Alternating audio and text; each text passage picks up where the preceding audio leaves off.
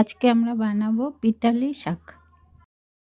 পিঠালি শাক বানানোর জন্য মটর শাক নিয়েছি। মটর শাকগুলোকে ভালো করে ধুয়ে কুচি করে কেটে নেব। এখানে নিয়েছি কাঁচা লঙ্কা কুচি, রাঁধুনি, আদা বাটা, তেজপাতা, জিরে গুঁড়ো আর নিয়েছি রুই মাছ। এবার মাছগুলোতে নুন হলুদ মাখিয়ে ভেজে নেব। মাছগুলো ভাজা হয়ে গেলে ওই তেলেই রাঁধুনি আর তেজপাতা ফোড়ন দিয়ে শাকগুলো দিয়ে দেব।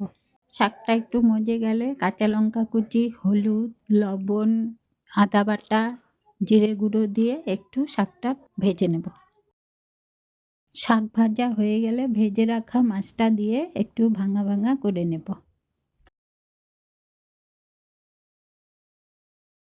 এখানে 2 চামচ চালের গুঁড়োতে জল দিয়ে গুলিয়ে শাকটার মধ্যে দিয়ে দেব। জল শুকিয়ে এলে সামান্য চিনি দিয়ে নামিয়ে নিলেই রেডি আমাদের পিঠালি শাক।